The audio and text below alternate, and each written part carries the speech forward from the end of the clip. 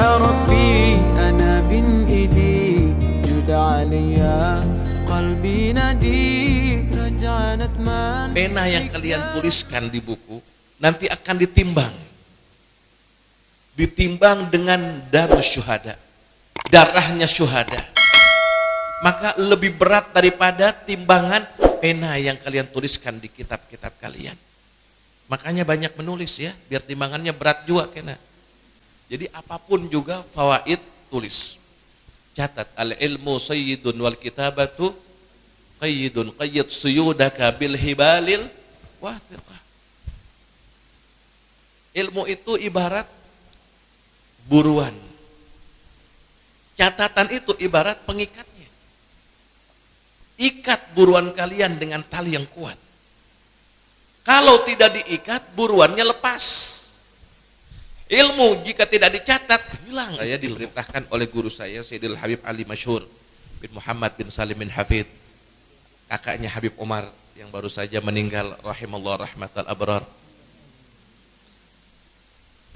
Beliau pesan kepada kami, santri itu hendaknya 3 cepat nih. Harus cepat di dalam 3 hal. Harus cepat di dalam 3. Yang pertama, makannya cepat. Yang kedua, tidurnya cepat. Tapi jangan salah paham ya. Arti makan cepat ini bukan cepat makan, 1 nampan habis sebentar. Bukan itu. Makan di sini pakai apa? Pakai talam kah? Pakai piring? Pakai piring makannya. Bukan berarti cepat, tamannya baru 1 suap dia sudah habis. Bukan itu maksudnya, artinya sedikit makannya. Tidurnya cepat, bukan langsung lagi dares, lagi belajar tidur. Bukan itu maksudnya. Jangan, tidurnya cepat berarti dikit-dikit tidur nih. Bukan, artinya tidurnya cepat, sedikit tidurnya. Itu santri. Yang ketiga, menulisnya cepat. Menulisnya cepat. Ulun guru, alhamdulillah ini kada ketinggalan pena lawan buku. Kalau guru sedang menjelaskan, siapapun juga, ulun menulis. Saking cepatnya tulisan ulun, guru belum selesai berbicara, tulisan sudah selesai.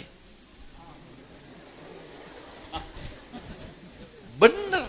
Ini kira-kira kita tahu kan yang akan disebutkan apa nih kan? Berarti ini, langsung cepat tulisan saya. Cepat saya tulis tulisan Arab saya itu, dokter kalah. Bener, cepat bener. Saya tulis begitu. Malam mutolaah saya. Kada kawa dibaca. Bikin kitab jurumiyah. Dulu saya pernah buat dengan skema-skema untuk mempermudah orang di dalam membaca kitab jurumiyah tersebut. Ketika saya ngajar, saya wajibkan juga begitu. Anak-anak suruh membuat, harus ada talkhis. Jadi kita kreatif. Santri harus kreatif. Dia punya buku-buku yang banyak. Silakan kalian mengarang buku, menulis buku. Baik diterbitkan atau tidak. Walaupun tidak diterbitkan sekarang, siapa tahu 100 tahun yang akan datang diterbitkan itu buku. Tempat yang layak untuk zaman sekarang, yang paling bagus untuk zaman sekarang, tidak lagi kecuali di pondok pesantren. Al-Habib Muhammad bin Husain Al-Habsyi, ayah Al-Habib Ali pengarang Maulid Simtud Durar, mufti Syafi'iyah di kota Mekah. Habib Ali ketika itu datang ke Mekah, ada adiknya beliau, saudara beliau namanya Husain, Habib Husain bin Muhammad Al-Habsyi, jadi mufti Syafi'iyah juga di sana. Habib Ali ketika datang ke Mekah, ini ayah saya di Mekah punya rumah besar, dibuat pagar tinggi, dikasih tempat bermain, anak-anaknya bebas bermain, tapi jika hendak ke Masjidil Haram, diajak oleh ayahnya bareng-bareng. Sampai di Masjidil Haram selesai sholat, kembali ke rumahnya. Anaknya ingin main di Masjidil Haram, minta izin. Masjid Haram, saya mau tanya, ada nggak yang lebih hebat dari Masjidil Haram? Luar biasa Masjidil Haram, sholat di situ bandingannya berapa? 100.000. Tapi ketika anaknya hendak main di Masjidil Haram, tidak diizinkan, kembali pulang bersama ayahnya, digandeng lagi. Khawatir tercampur dengan pergaulan yang salah.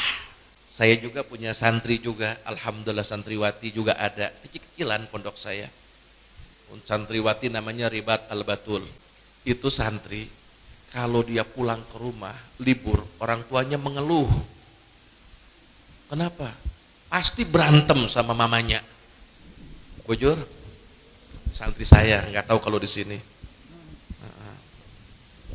Terus santri di sana doyan tidur. Kalau bulik, kalau libur doyan tidur. Bener, jadi suka tidur dia. Karena bulik boleh main handphone, malamnya jadi begadang. Ya walaupun chat sama teman-temannya, sesama teman, cuma asyik kan. Sampai pulang ke pondok kembali, masuk pondok, hafalannya lupa. Makanya saya bikin ikhtibar 3 kali. 1 bulan Rabiul Awal, ikhtibar, semester ganjil. Semester genapnya bulan Sya'ban. Bulan Ramadan itu daurah. Mereka boleh libur pulang, yang tidak mau pulang tetap di pondok tapi daurah pelajaran pondok. Setelah hari raya masuk, itu penentuan kelas. Jadi penentuan kelasnya. Karena kalau tidak penentuan kelas, dia merasa sudah lulus, sudah khatam ya, sudah naik kelas ketika bulan Sya'ban, lupa pelajarannya ketika libur. Makanya ketika dia masuk, ujian baru lagi untuk penentuan kelasnya, halakohnya. Kalau tidak lulus, turun. Nah, buat begitu guru.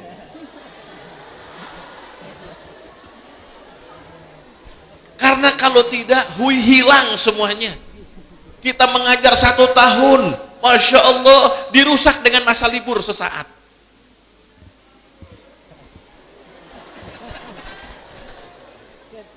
Bagus keadaannya? Bagus.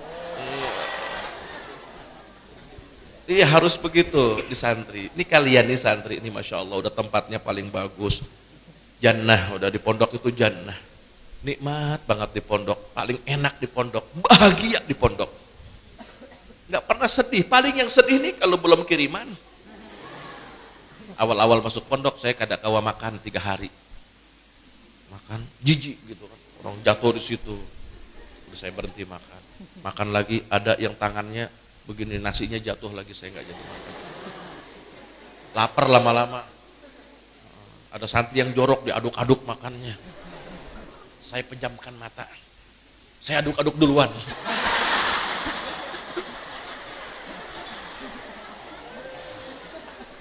Saya makan, habis itu sudah doyan. Lama-lama ya sudah, atharul muslim syifa. Bekas umat Islam ini obat. Saya makan nasi bekas. Ketika saya makan itu ikut makan semuanya. Ada 10 orang makan. Kadang nih tangan kita di sini, kepala kita di luar. Saking banyaknya orang kan. Itu makan 1 suap, 2 suap. Paling 3 suap sudah habis. Itu nasi banyak sebenarnya. Saya pegang tangan orang semua. Jadi pondok mengajarkan kita hati. Keras hati, kesombongan, dikikis itu di pondok. Kaya, miskin, sama. Betul? Yang kaya pun tidak boleh dilayani, harus melayani. Harus khidmah, piket, kerja, nyapu, sama semuanya. Tidak ada, oh saya anak orang kaya dikhususkan ya. Oh, guru saya bayarannya di sini 1 bulannya 10 juta. Saya mau khusus di sini ya. Kalau saya mandi, ustazah suruh gosokin. Ada mungkin begitu, sama semuanya, betul. Imam Nawawi setiap hari ketika beliau hendak belajar menuju gurunya, bersedekah walaupun sedikit. Dengan niat agar Allah tutupkan aib guruku di hadapanku. Karena syaitan ini suka menguji bahwa agar gurunya kelihatan aibnya. Sehingga di hatinya dia menyangka buruk, sangka sedikit saja sama guru, nggak dapat ilmu, nggak ada keberkahan. Tuh beliau sedekah. Lihat Imam Nawawi, kitab-kitabnya manfaat. Umurnya pendek, manfaatnya besar. Masya Allah Imam Nawawi. Ketika kita punya guru, guru kita segalanya. Jangan durhaka kepada guru. Durhaka kepada orang tua, kita masih bisa minta pengampunan. durhaka kepada guru, guru lain pun tidak akan bisa mengampuninya. Baik guru dari barat sampai timur tidak bisa mengampuninya kalau dia menyakiti hati guru. Ada seseorang sedang khidmah di pondok, nyapu. Di depan pintu di gerbang di situ ada yang agar dia menoleh. Dia tahu dia kadang mau menoleh. Terus dia menyapu. Dia nggak mau terganggu. Dengan di depan pintu. Akhirnya dia menoleh juga. Ada apa? Ikam tahu kada siapa ulun? Tahu. Siapa katanya? Nabi Allah Khidir alaihissalam. Abul Abbas al-Khidir. Kenapa? Ente mau doa apa? Enggak. Aku nggak mau doa. Aku cukup ada doa dari guruku katanya. Tuh lihat. Jangan sampai dia hatinya nanti perhatian kepada yang lain. Karena sebab kemuliaan sumbernya dari guru. Ketika guru mengizinkannya, ya boleh. Izin dulu sama guru dalam hal apapun juga. Itu akan mendatangkan manfaat. Ketika guru perintahkan apapun juga, sudah. Ketika kita masuk pondok, ya, pasrahkan kepada guru.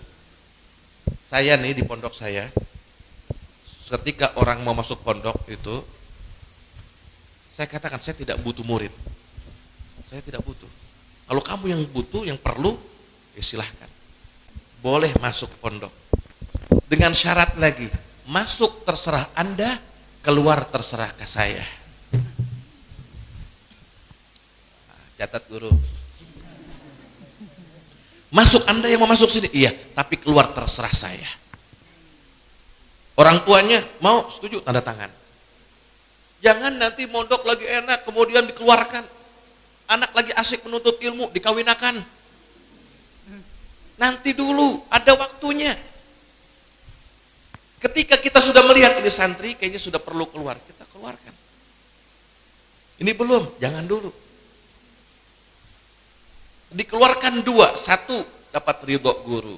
Karena sudah mantap ilmunya, kita sudah izinkan. Nanti kita antar ke rumahnya. Bikin tasyakuran, undang orang. Bahwa kita sudah ijazahkan, sudah diberikan sanadnya, sudah diizinkan untuk berdakwah dan mengajar. Bagus yang seperti itu.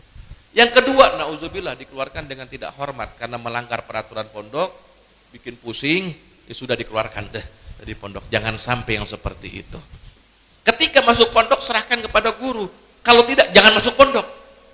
Berarti masih setengah-setengah niatnya kepada guru. Ketika kita sudah punya guru, pasrahkan, terserah guru. Suruh pulang. Jangan. Begitu.